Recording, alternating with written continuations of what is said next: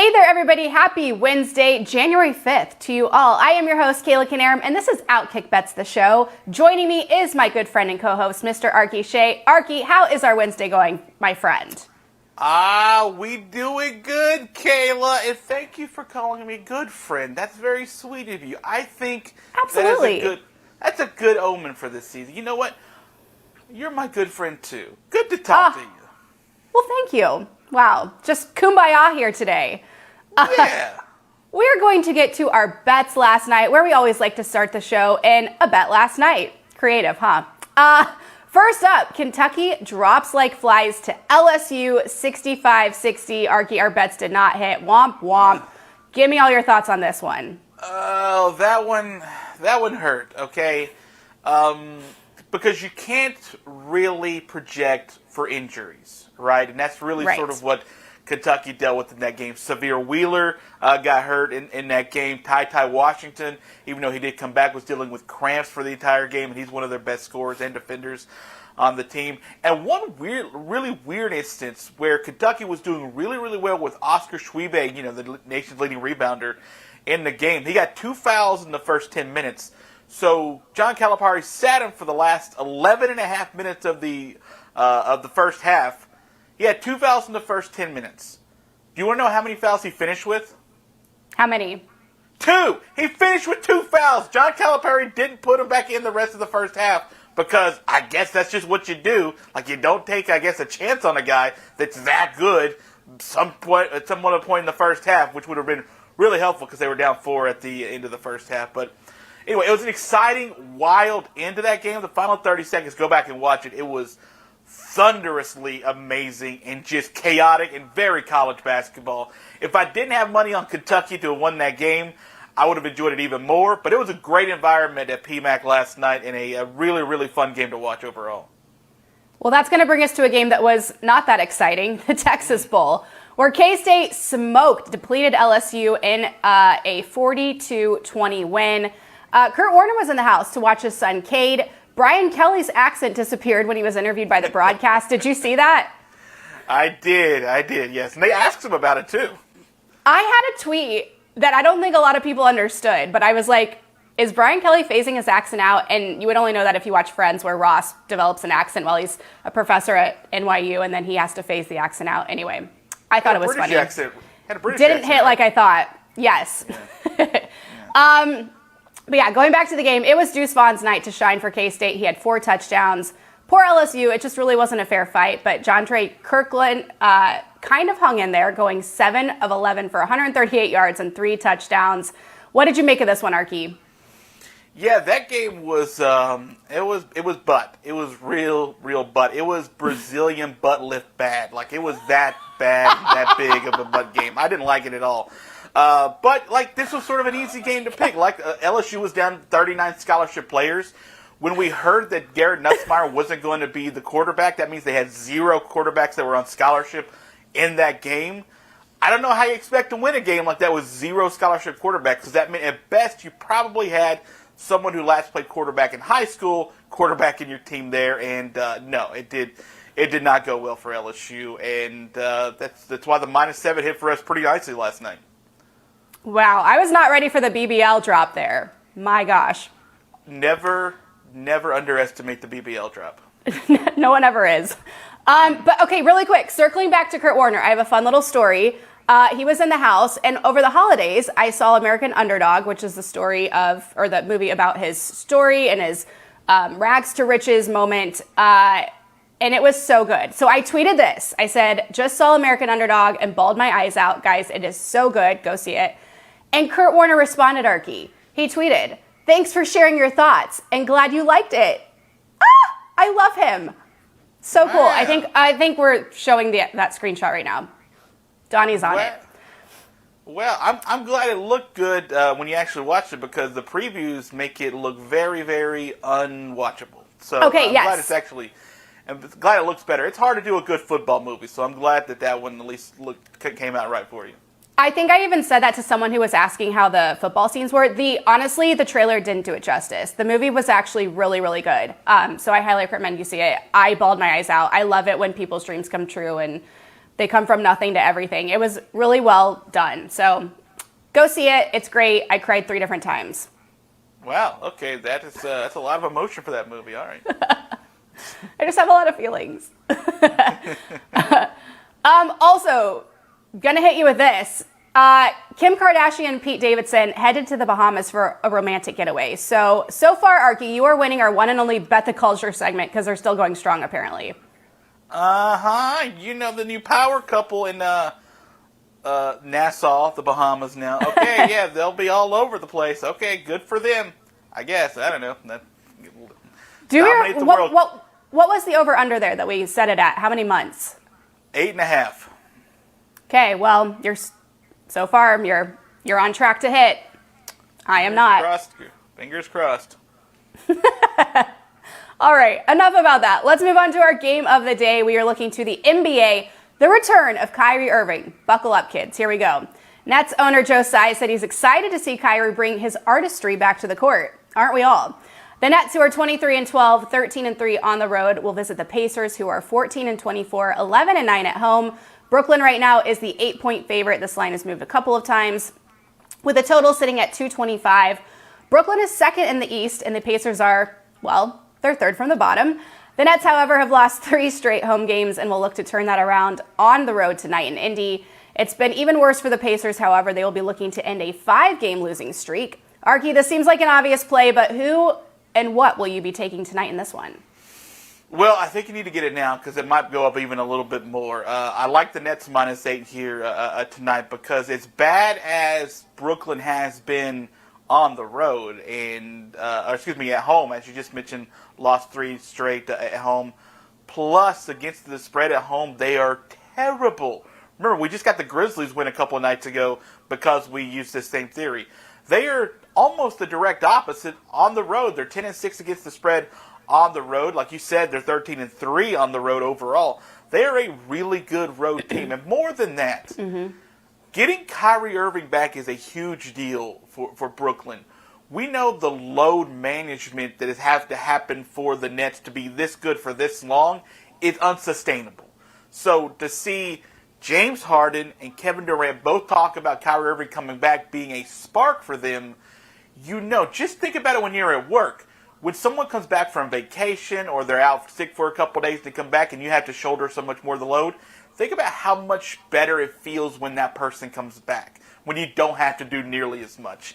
And that's what's going to be key here. Even though he may only play 10, 12, 15 minutes tonight, it's going to be enough for just that and the energy he's going to bring back because of the relief that Kyrie Irving is coming back. And the help is not only on the way, it's here. So I like that aspect. I also like the fact that, let's be honest, the Pacers are in a bit of a tailspin right now. They've lost 5 straight. They lost 8 of the last 10, and they've been dealing with roster issues like a lot of teams, but they've been dealing with the loss of Malcolm Brogdon and Chris Duarte, they're losing 50 points a game the last couple of games. Who else am I missing? Karis LeVert, yeah. So yes. Those 3 guys, if they're out again tonight, which it looks like they will be, that's 50 points a game that you still don't have. And my Knicks were beating the Pacers the other night, and that should be happening right now. So I like the relief factor for the Nets.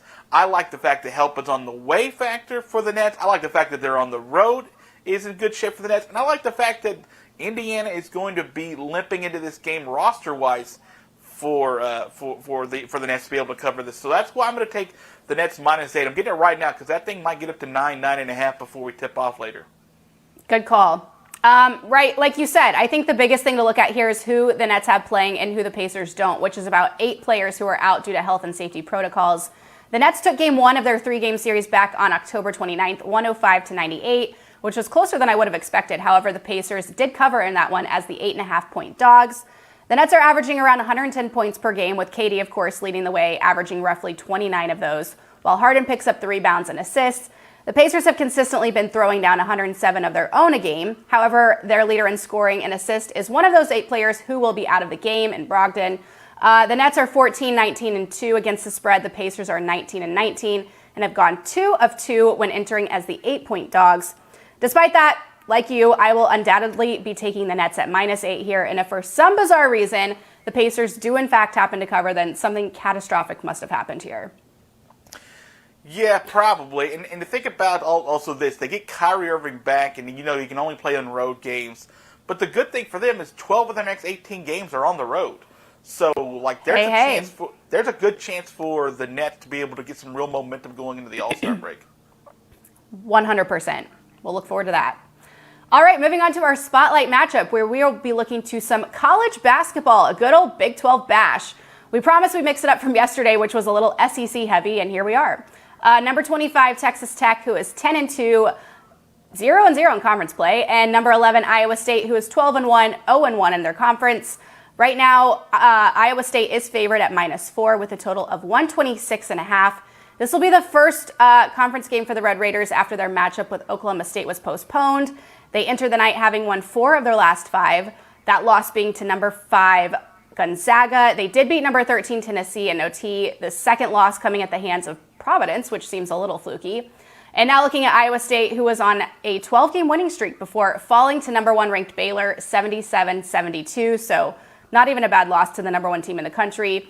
Also the most points they've given up all season.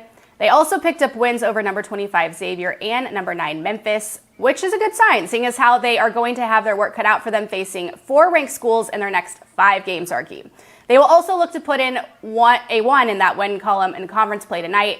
The biggest news, however, is Terrence Shannon Jr. being out for Tech, one of their best players. So, Arky, with all of this in mind, who do you like in this one tonight?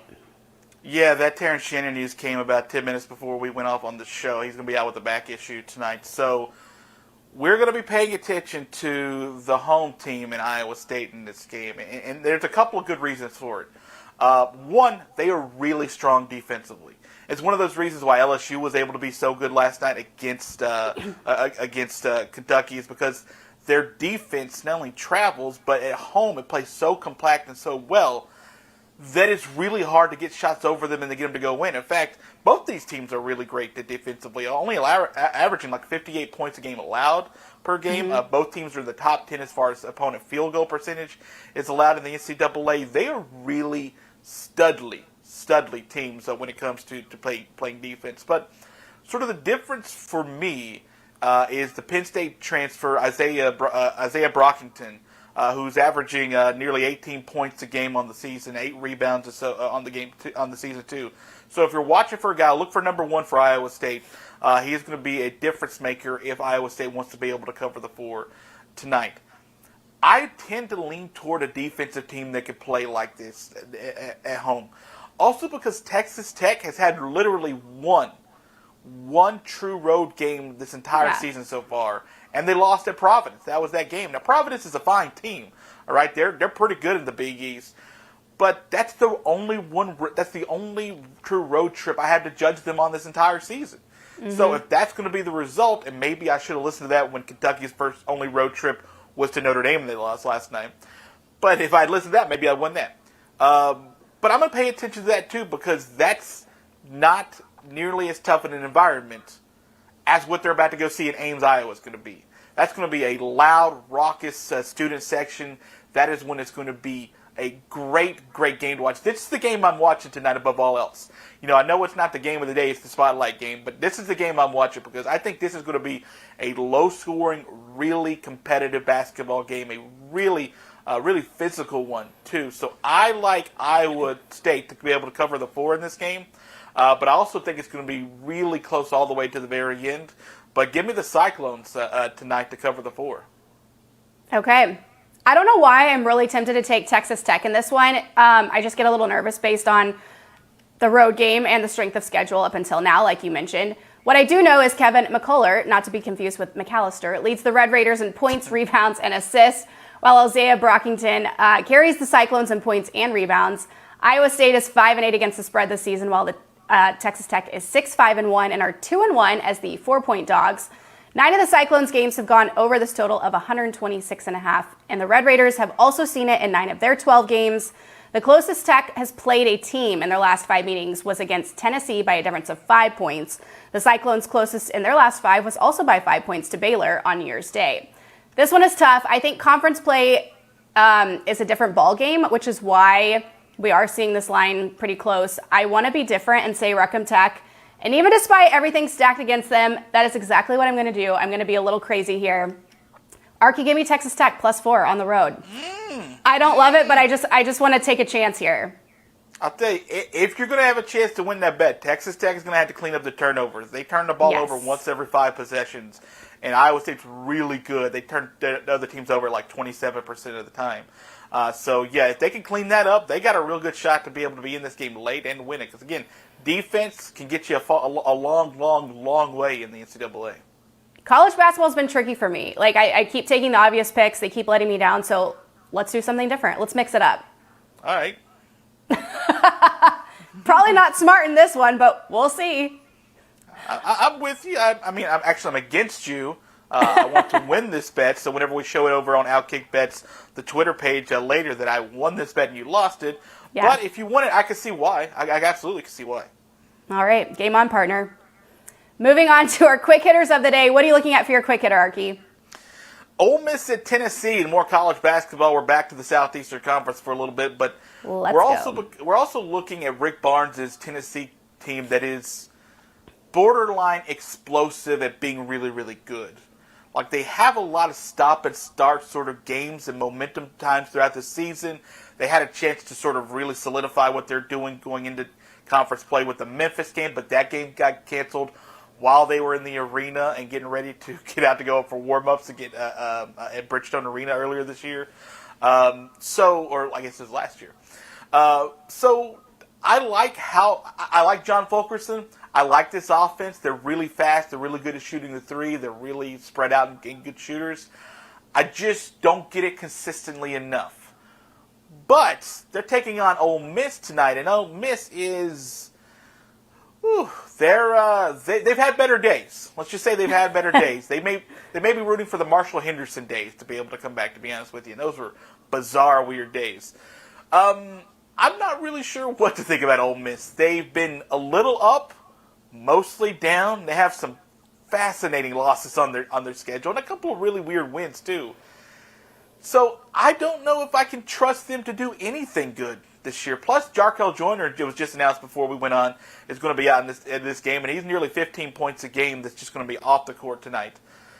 Tennessee's a 17.5-point favorite, and that is so many points in conference play. Woo! Unless you really, really, really love a team in a matchup, that's so many points. But it's easier to get those points at home than I think it is to sort of get those on the road as a road favorite. So, Knoxville, Rocky Top, and Thompson Bowling Arena, I think that's going to be a good, loud, rocking environment tonight. I think Ole Miss comes in, gets shuttered early, and I think I like the 17.5 for Tennessee tonight, and go Rocky Top. I'm not going to put a lot of money on this. This is my smallest bet of the night, but I will go Tennessee minus 17.5. That is risky. Those big spreads scare me. All the power to you. It's huge. Yeah, college basketball is so hard to get some of these spreads, but sometimes you can just find the right matchup and it's working out for you. Then this is one of those that might just work out for you. I don't think they'll win by 30, but I think they can win by 21. Okay, good luck to you. Thank you. I hope it hits.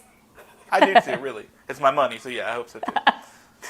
All right, I'm going to be looking to the NHL, which we feel like we haven't touched on in a bit. The Blues, who are 19-9-5, 7-6-3 on the road, will visit the Pittsburgh Penguins, who are 18-8-5, 9-5-2 at home. Right now, Pittsburgh is favored with the puck line at -1.5 at +176, with the total sitting at 6.5. The Blues, I hope, have thawed out after the Winter Classic, where they beat Minnesota 6-4. I mean, Ryan O'Reilly's beard was frozen. It was -9 degrees. Coldest outdoor hockey game in history. You could not have paid me to be in attendance at that game. Arky, did you catch any of the Winter Classic? Yeah, how about the fact that they were reporting they had to heat the ice so it could be playable? What? That is insane. Yeah. My favorite part was the Blues entrance. The whole, beach get up, carrying the cooler, acting like it wasn't cold. Yeah, it was cold. Don't lie. That was great. That was actually, that was gold, if you will. The Blues are looking for win number 3 in a row, and Pittsburgh is going for their 9th straight and 5th win at home. So, holy hot team. Despite the Penguins currently, they sit at 6th in the Eastern Conference, while the Blues find themselves in 4th in the West.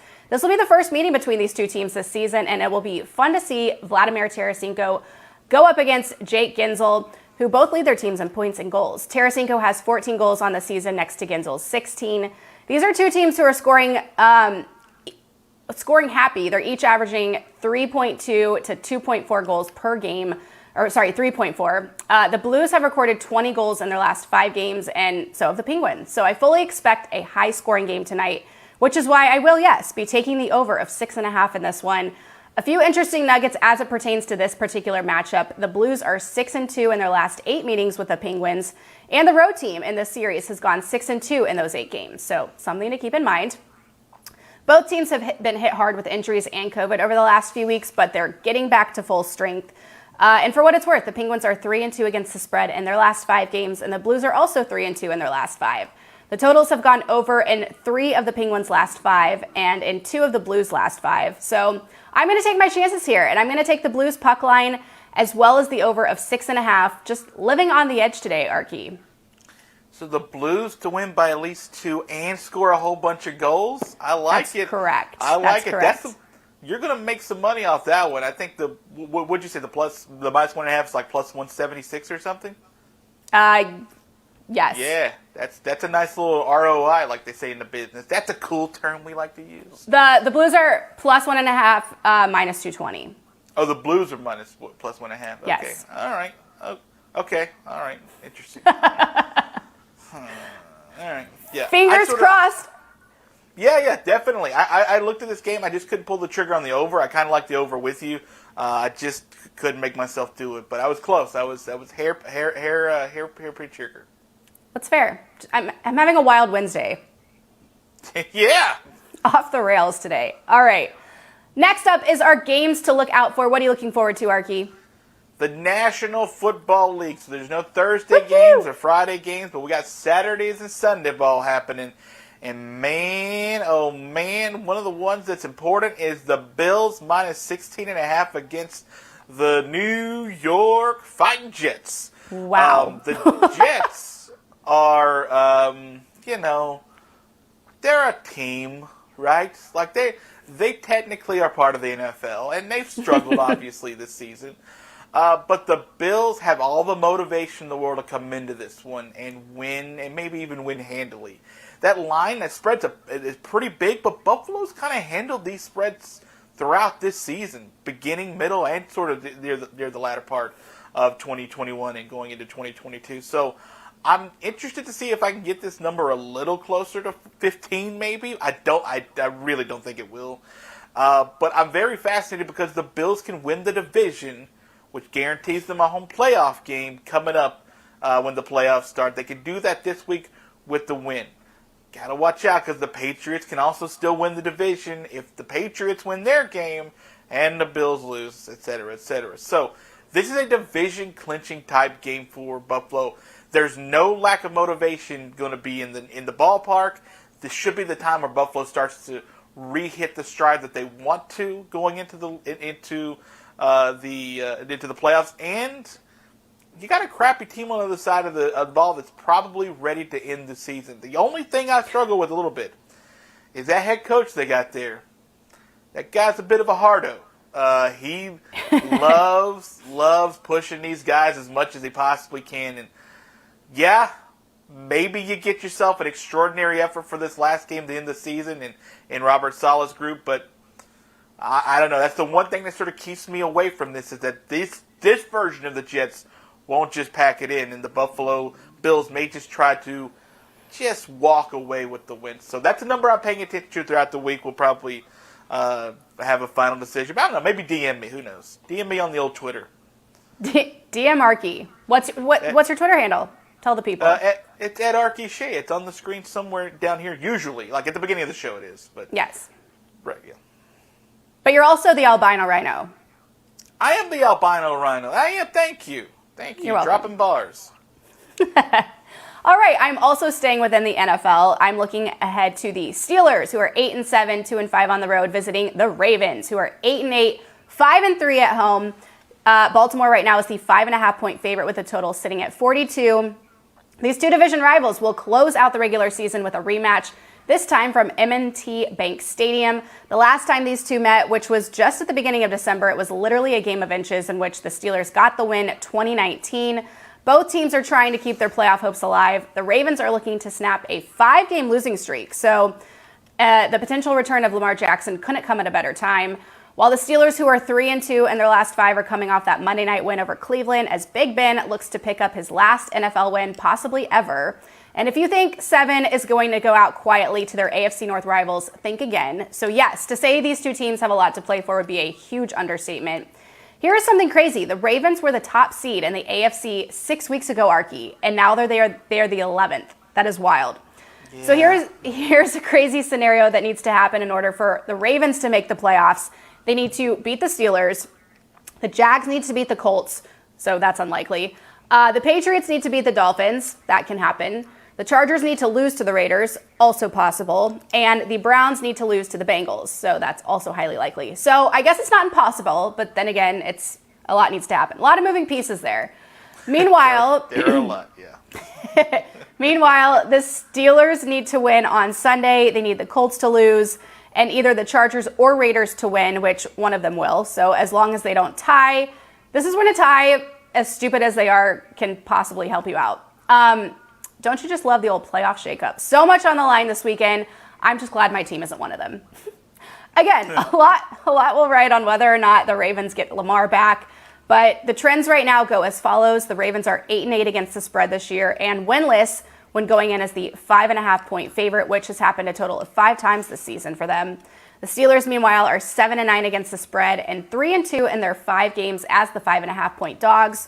Baltimore has hit the over in 5 of their 8 games home games this season, while Pittsburgh has done it in 4 of their 7 away games. And with it being Week 18, the question mark at quarterback for the Ravens, I will not be touching the total. With all of that being said, I will, however, be taking the Steelers as the dogs in this one at plus 5.5 right now. I want to see Big Ben go out with a win. I really get sentimental about this kind of stuff. And yeah, I'm just hoping, I don't care if either of them make the playoffs, but I think the Steelers have a chance of coming out on top on Sunday. Yeah, this is a hard one for me to want to root for at all. In fact, the only thing I'm rooting for is that Ben Roethlisberger has as many passing attempts as he does yards. That almost happened Monday, to be honest. That almost happened. So, this is our last chance possibly to see it. I just want to see the guy go out on top. I mean, he had a great home finale, so at least he has his hat. He can hang his hat on that. Yeah, he's fine. He's a Super Bowl champion. He's got what he needs. He's good. He's good. He'll be in Canton. It's fine. All right, so to recap our day and our game of the day, Arky is taking the Nets at -8. I am also taking the Nets at -8. And our spotlight matchup, Arky is taking Iowa State -4. I'm taking Texas Tech +4 because I'm crazy. In our quick hitters, Arky is taking Tennessee at -17.5. I am taking the Blues puck line and the over of 6.5. And in our games to look out for, I will be taking the Steelers at +5.5 on Sunday. And that is going to do it for our Wednesday show. Arky, any final thoughts? Yeah, go Cyclones! Come on. Wreck-em Tech. All right. We need to do a show where we just do every school's slogan. Yeah, I think that would be fun. But that's the only thing we say. We don't actually use other words. Right, exactly. We just talk in team slogans. M-I-Z. That's right. All right. I'm not doing that. That is Arky Shea. I am Kayla Canarum. This is OutKick Bets the Show. As always, don't forget to make your picks at FanDuel.com/OutKick. Best of luck in your betting.